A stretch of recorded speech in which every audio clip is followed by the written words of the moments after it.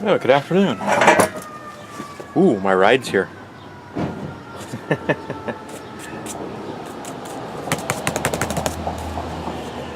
Okay, I'll wait for the horns to settle down.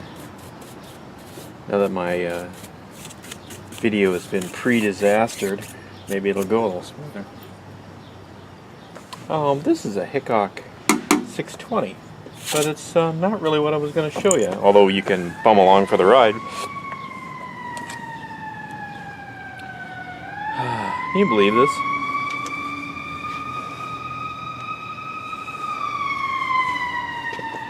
Oh, darn, I thought he was going to come down the street. What I really wanted to show you here is this is just a linearity pattern generator for an old TVs. It's just a standard piece of test equipment. Most shops had them. And what I was going to show you here is there's a lot of old TV test equipment floating around if you like old televisions. And there's plenty of things to fiddle with. And I think I got this off a table at Junket at an auction for, the whole table was like $20 or $30. I can't remember. It's $20. And these are actually okay units. Nothing wrong with them.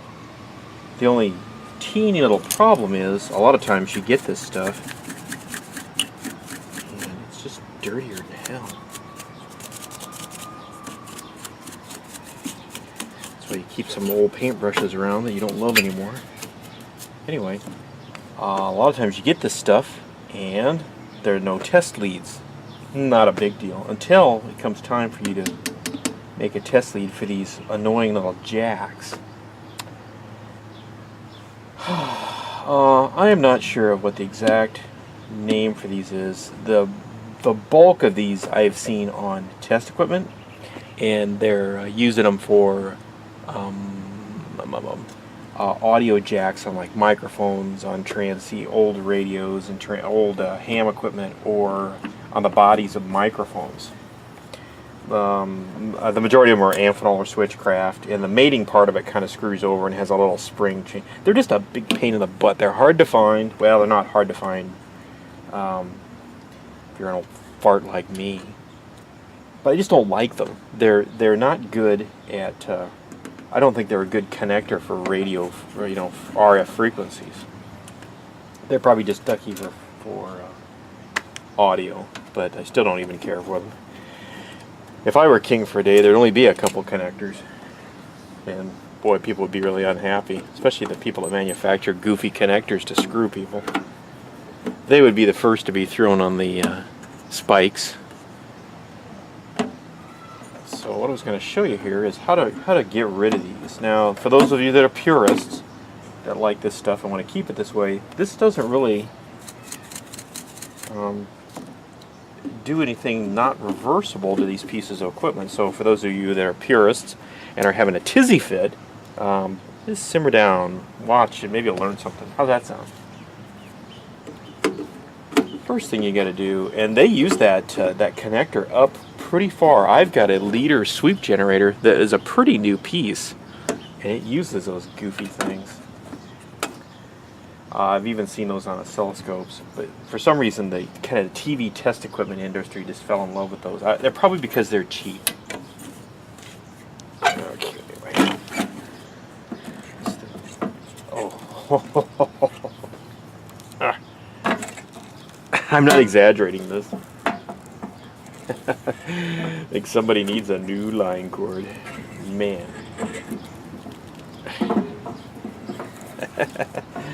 It's a little stiff. I'll just give her a little sweep it off there. Actually, it's a perfect time to give the case a little bath. Guaranteed, huh? Guaranteed against inaccuracy or defect in materials for a period of 90 days. Well, yippee skippy. Oh, okay. This is going to be annoying. If I was going to really go after this, first thing I do is cut that line cord off. And you can just kind of see the guts of this thing. These things are really terribly complicated. It's got a little veneer tuning. That doesn't look very promising. Huh.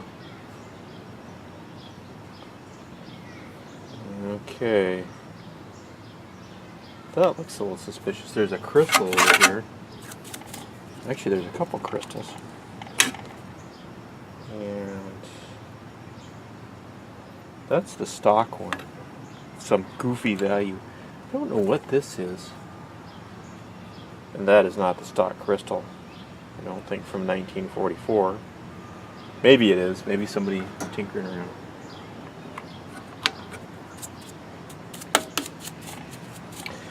Anyway, you just get in there and sweep all that dirt loose. Uh-oh. It's inspected by, was it Inspector 17 or whatever that was? So, you just keep taking things apart here.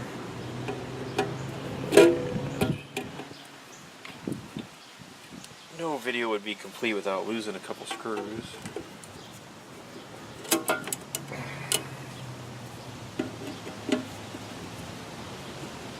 Plus it gives you a chance to look inside your newest acquisition if you're dragging something like this home. I think I've seen these on vacuum tube voltmeters too, those connectors. I just don't care for them. They're not really, like I said, they're a little annoying to find and they're not a great connector. A lot of people don't even know how to describe them. Apparently I'm one of them. Ta-da! You dirty, rotten SOBs. Excuse me. It's built a little better than I thought. Okay. I just randomly picked this because I thought it would be easy. So much for that great thought. So there's probably an attenuator buried in this bottle.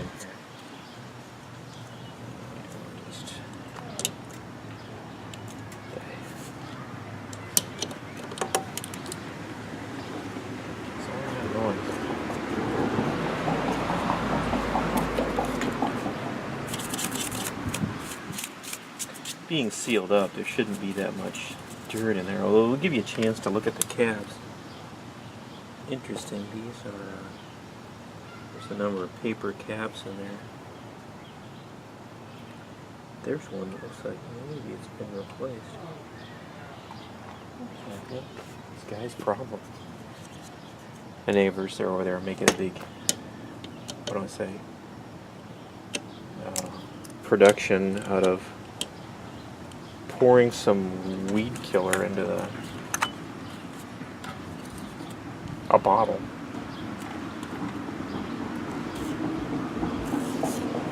There it is. Probably not a smart move having a black table for black hearing? That's like the fourth time. Anyway, let's see if we can get that out of there. Here's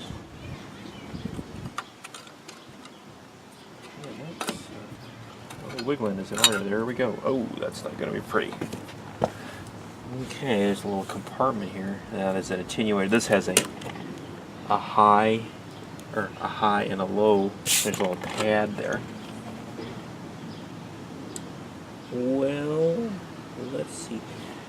One of the things you'll need to convert this, I'm going to convert this to a BNC type fitting. And you'll just need a little chassis mount BNC fitting. There's usually a nut and a little lock washer. Boy, that one's pretty thick. I think we'll do the let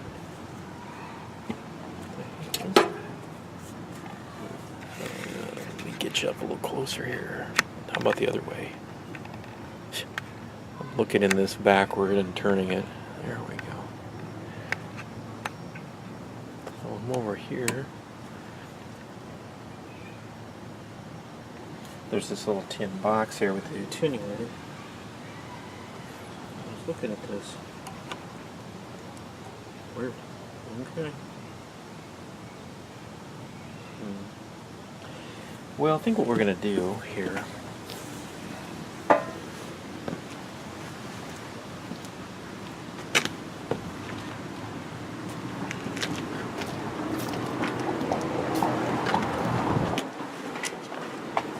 We'll get out the old soldering gun.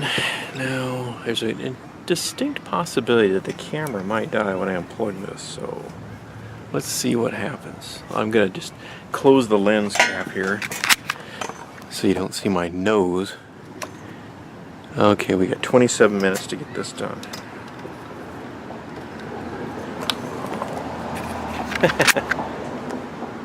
Okay. These connectors are soldered in the middle. I don't think you can even see this. They're soldered right there, so I'm just going to unsolder it. Hear him? Whatever. What I'm going to do is I'm going to grab the components that are to the center here on the back side with the pliers or needle nose, and I'm going to heat the front and with the soldering gun here. And we're going to tin the tip a little bit. There's a little place. Oh, I see what the deal is. The camera's viewfinder, the brightness drops right there. So I'm just going to grab these back here, kind of pinch them and just heat that and pull them through.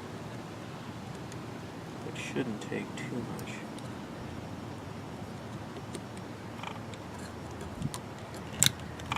Okay, it didn't. Weird, this thing has some dog bone resistors in it. Okay. So we've pulled that through. Yeah, I'm just gonna see if I can reach in here with the pliers and loosen this nut. Here we go. Just folding that out of the way. Excuse me, I'm trying to see what's going on here. I'm hoping you're in the shot there. I'm not doing this over. So we'll just undo that hardware, however it comes undone. Oh, so they threaded that, huh? Well, you didn't see me do this, but I'm going to grab the outside body of this thing. Give it a moment. Hear him cussing over there. Huh. So there's a washer, there's the nut, and a washer. And oh, I see, that's not cool. Okay, more than I planned on. This one's different. This one's actually somewhat decently made. Well,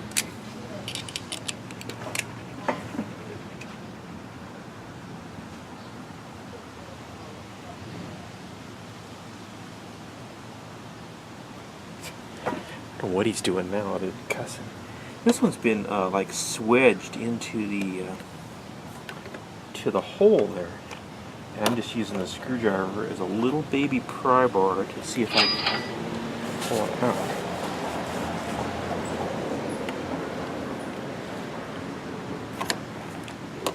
And usually these are just in there. Yeah, that baby is really in there. Just kind of go back and forth. Hear it?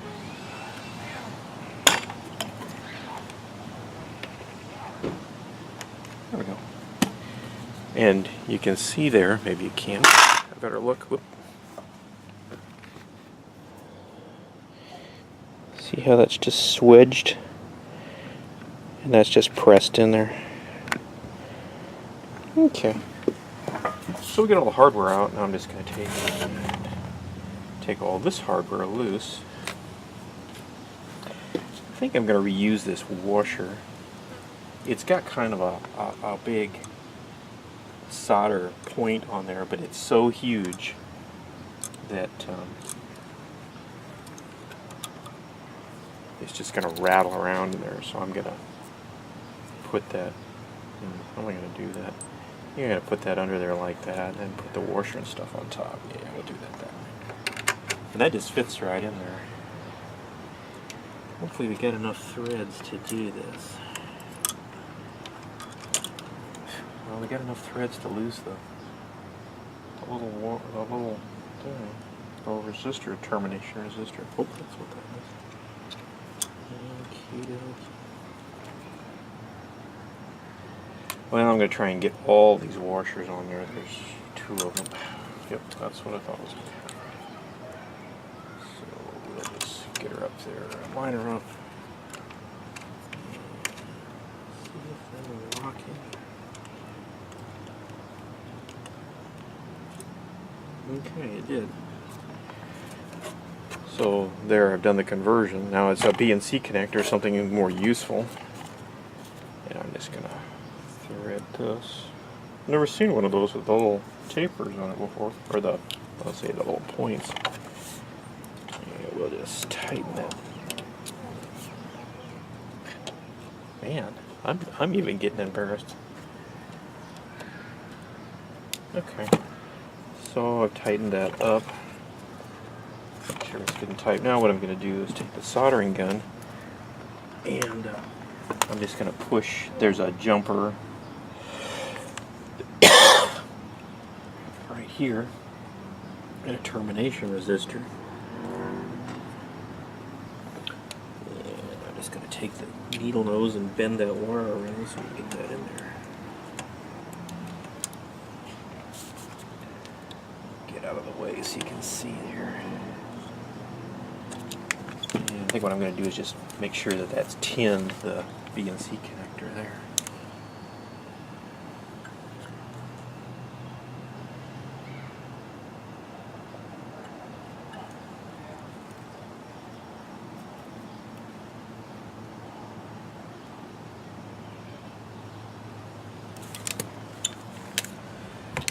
So let's give her a little grab here.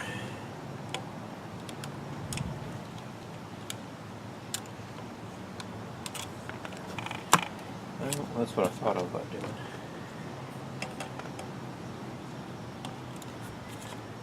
Right in there.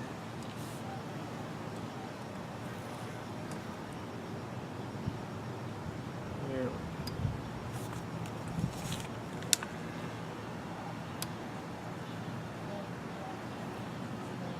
See if I can push them all together.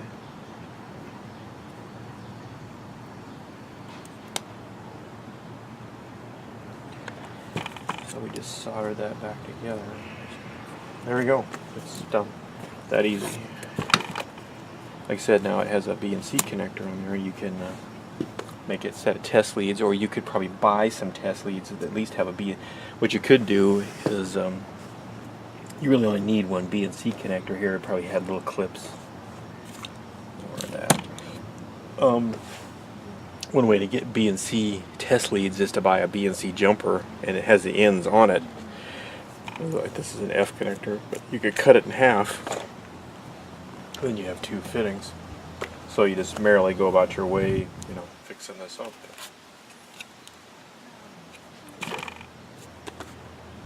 Man, what a potty mouth.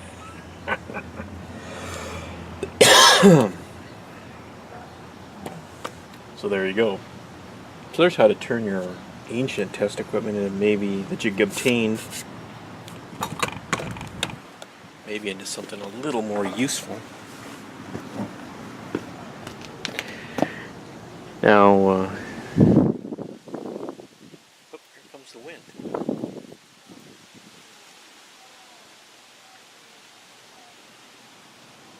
He's inside the house and I can hear him.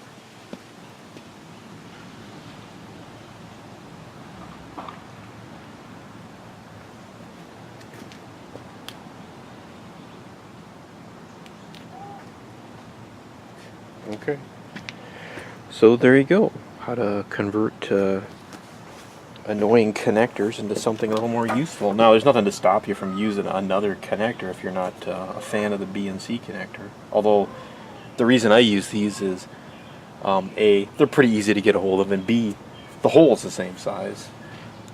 And it might even be the same thread. I thought it was. Amazing. They used to make threads the same back then. Yeah, this is the same. No, it is not the same thread. Okay. Let's, the B&C connector is finer. So there you go. Now you got a decent connector. And you're well on your way to standardizing the world. So when your piece of equipment comes up for sale, somebody has a chance of finding some leads for it. How's that sound? Anyway, take it easy. Have a groovy day.